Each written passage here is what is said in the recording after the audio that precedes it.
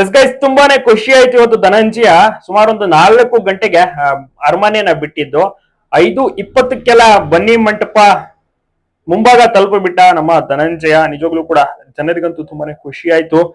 ಸಿಕ್ಕಾಬಡೆ ಜನ ಸೇರಿದ್ರು ಬನ್ನಿ ಮಂಟಪ ಹತ್ರ ಆನೆಗಳನ್ನ ನೋಡ್ಬೇಕು ಅಂತ. ಇವತ್ತು ಮರಳುಮುಟ್ಟೆ ತಾಲೀಮು ನಮ್ಮ ಧನಂಜಯಗೆ ಹೊರಿಸಿರ್ತಾರೆ. ಇದೊಂದು 3ನೇ ತಾಲೀಮ್ ಆಗಿರುತ್ತೆ. First Abhimanyu, second Mahendra. ಇವತ್ತು ಭಾನುವಾರ ಸೆಪ್ಟೆಂಬರ್ 7ನೇ ತಾರೀಕು ಬೆಳಗ್ಗೆ ಗ್ರಹಣದ ಕಾರಣ ವಾಕಿಂಗ್ ಇರ್ಲಿಲ್ಲ.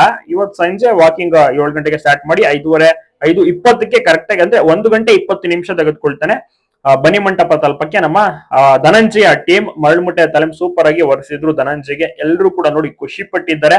ಒಂದೊಳ್ಳೆ ಟೈಮಿಂಗ್ಸ್ ಅಂತಾನೆ ಹೇಳ್ಬೋದು. ಎಲ್ಲೂ ಬ್ರೇಕ್ ಏನು ತಗೊಳ್ಳಿಲ್ಲ. ಆಸ್ ಇಟ್ ಈಸ್ ಅರಮನೆಯಿಂದ ಹೊರಟಿದ್ದು ನಾನ್ ಸ್ಟಾಪ್ ಬನ್ನಿ ಮಂಟಪ ತನಕ 1 ಗಂಟೆಯ ವಾಕ್ ಆಗಿರುತ್ತೆ. ಸುಮಾರು ಒಂದು ಡಿಸ್ಟೆನ್ಸ್ ನೋಡಿದ್ರೆ 5 ಕಿಲೋಮೀಟರ್ ಇರ್ಬೋದು. ಎಲ್ರಿಗೂ ಕೂಡ ನೋಡಿ ಖುಷಿಯಾಗಿದೆ. ತುಂಬಾ ಜನ ಈಗಾಗಲೇ ಸೇರ್ಬಿಟ್ಟಿದ್ರಲ್ಲಿ ಆನೆ ಎಂಟ್ರಿ ಆಗೋ ಅಷ್ಟೊತ್ತಿಗೆ. ಧನಂಜಯ ನನ್ನ ನೋಡಿ ಜನರು ತುಂಬಾನೇ ಖುಷಿ ಪಟ್ರು. ಮರಳುಮುಟ್ಟೆ ತಾಲೀಮ್ ಸಖತ್ತಾಗಿ ಹೊರಿಸಿರ್ತಾರೆ. ಎಲ್ರು ಕೂಡ ಅಷ್ಟೇನೆ. ಅಭಿಮನ್ಯು ಆಗಿರ್ಬೋದು, ಸುಗ್ರೀವ, ಮಹೇಂದ್ರ, ಲಕ್ಷ್ಮಿ, ಹೇಮಾವತಿ, ಶ್ರೀಕಂಠ ಸೇರಿದಂತೆ ಪ್ರತಿಯೊಂದು ಆನೆಗಳನ್ನು ಕೂಡ ನೋಡಿದ್ರು. ಗೋಪಿ, ಆಮೇಲೆ ಏಕಲವ್ಯ, ಕಂಜನ ಆಗಿರ್ಬೋದು. ಸೊ ಈ ರೀತಿ ಎಲ್ಲಾ ಆನೆಗಳನ್ನು ಕೂಡ ನೋಡಿ ಖುಷಿ ಪಟ್ಟಿದ್ದಾರೆ. ನೆಕ್ಸ್ಟ್ ಪ್ರಶಾಂತ್ ಆನೆಗೆ ಹೊರಿಸುವಂತ ಸಾಧ್ಯತೆಯು ಕೂಡ ಇದೆ. 3 ಆನೆಗೆ ಈಗ ಮರಳುಮುಟ್ಟೆ ತಾಲೀಮ್ ಆಯ್ತು. ನೆಕ್ಸ್ಟ್ ಪ್ರಶಾಂತನಿಗೆ ಹೊರಿಸ್ತಾರೆ. ನಂತರ ಏಕಲವ್ಯನ್ಗೆ ಹೊರಿಸ್ಬೇಕು, ಸುಗ್ರೀವಾಗೆ ಹೊರಿಸ್ಬೇಕು, ಆಮೇಲೆ ಇನ್ನೊಂದು ಗೋಪಿಗೆ ಹೊರಿಸ್ಬೇಕು, ಭೀಮಾಗೆ ಹೊರಿಸ್ಬೇಕು. ಸೊ ಇನ್ನ ಕೂಡ ಇದಾವೆ, ಬಾಕಿ ಇದಾವೆ ಆನೆಗಳ ಲಿಸ್ಟ್.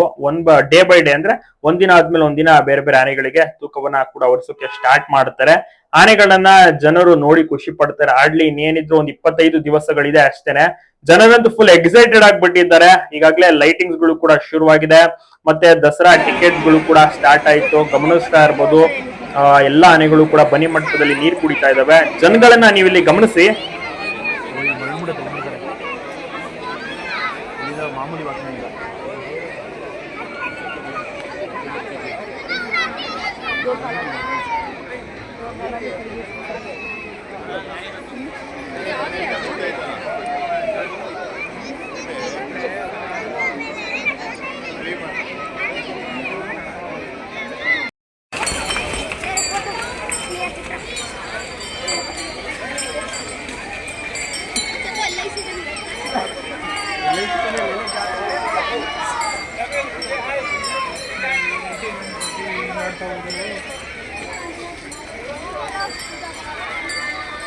ಇವತ್ತಂತೂ ಜನ ನೆಕ್ಸ್ಟ್ ಲೆವೆಲ್ ಸೇರಿದ್ರು. ಭಾನುವಾರ ಯಾವ ರೀತಿ ಜನ ಇದ್ದಾರೆ ಅಂದ್ರೆ ನಿಜವಾಗ್ಲೂ ಊಹೆ ಮಾಡೋಕ್ಕೂ ಕೂಡ ಸಾಧ್ಯ ಇಲ್ಲ.